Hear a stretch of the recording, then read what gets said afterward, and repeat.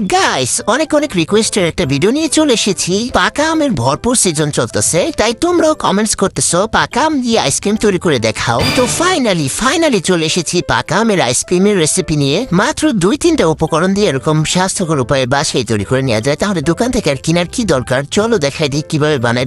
Guys দেখো, তার জন্য এখানে আমি একদম পাকা টসটসা রসে ভরা আম নিয়ে নিয়েছি। পাকা মিষ্টি আম নিবা, তাইলে আইসক্রিমটা খাইতে এত মজা হবে না।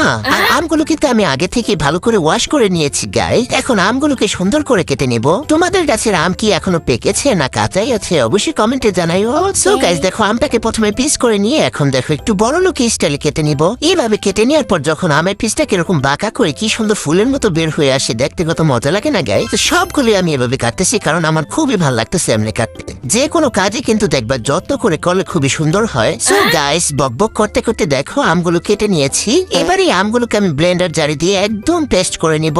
দেখো গাইস একদম স্মুথ করে পেস্ট করে নিয়েছি। এরকম পাকা আম দিয়ে মুড়ি দিয়ে চিনি দিয়ে খাইতে আমার অনেক বেশি ভালো লাগে। কার কার ভালো লাগে অবশ্যই জানেন। সবকিছু তো রেডি করে নিলাম, এখন চলো আইসক্রিমটা বানাবো। তার জন্য দেখো বড় একটা মিক্সিং বলে নিয়ে নিচ্ছি হাফ কাপে একটু বেশি পরিমাণে ক্রিম। এখন একটা ইলেকট্রিক বিটার দিয়ে কিছুক্ষণ বিট করে নিব। তোমরা চাইলে কিন্তু হ্যান্ড উইক্স দিয়েও এই কাজটা করতে পারো। কাজটা কিন্তু হইব গাইস, কিন্তু একটু দেরি লাগবে, এটাই কিন্তু পার্থক্য। সো গাইস কিছুক্ষণ বিট করে নেওয়ার পর এবার এখানে দিয়ে দিচ্ছি গুঁড়া করে রাখা চিনি। 1/4 কাপ চিনি গুঁড়া করে দিয়ে দিলাম। আমটা কতটুকু টক বা মিষ্টি সেই অনুযায়ী কিন্তু চিনিটা কম বেশি লাগবে গাইস।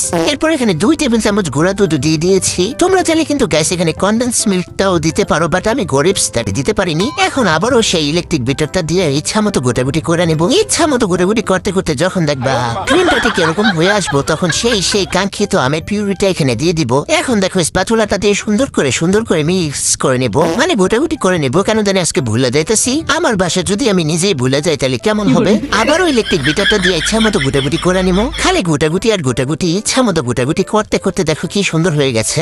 আইসক্রিম তৈরি করার জন্য কিন্তু ক্রিমটা অনেক বেশি শক্ত করা যাবে না, এরকম একটু নরম হবে রে গায়ে। সারা ম্যাঙ্গো আইসক্রিমের এই যে কালারটাই আমার সবচেয়ে বেশি ভালো লাগে, মনে হয় দেখলে খাই।